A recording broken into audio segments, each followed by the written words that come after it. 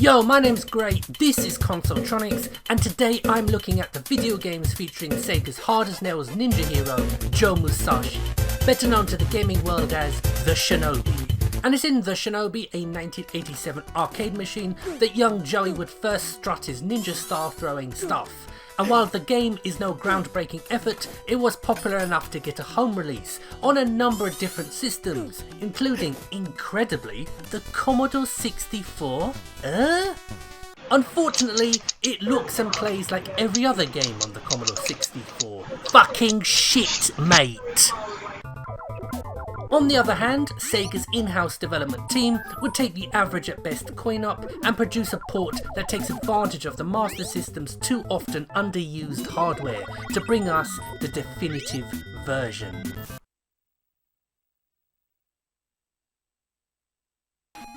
Sadly though, Sega's policy then, much like now, was to make a great game, then follow it up with something which can be best described as a piss-poor, limp-wristed effort.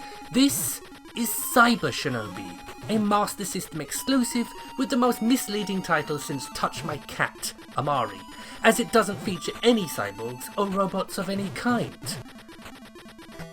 And we go from dog shit to the dog's bollocks with Shinobi on Game Gear, a real return to form on Sega's handheld. Trust me, this game may be short, but it's one of the best on the system.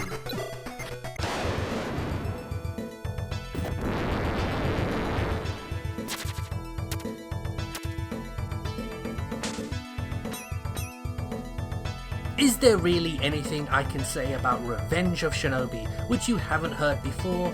Probably not, but I'm going to anyway.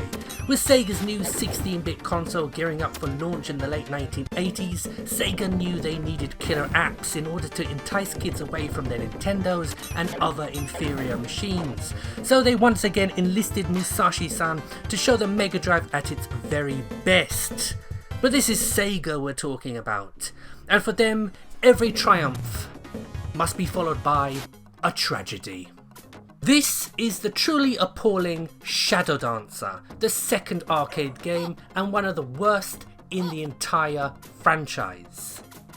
And this is Shadow Dancer on the Mega Drive, one of the best games in the entire franchise.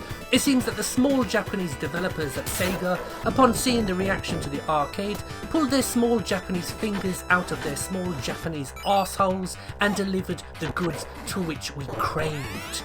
This can be quite a polarising game to many, with some loving it and others just shit at it. Now, there's an interesting story behind this game, other than the fact that its title is Shinobi 2 in Japan, but everywhere else it was called Shinobi 3. But when a buggy preview copy was sent to British games mag Sega Power, they absolutely savaged it, the shockwaves of which reached the little Japanese ears of some of Sega of Japan's little movers and shakers who couldn't handle the dishonourable tone of the UK's best-selling Sega magazine, and demanded the game be redesigned from the ground up.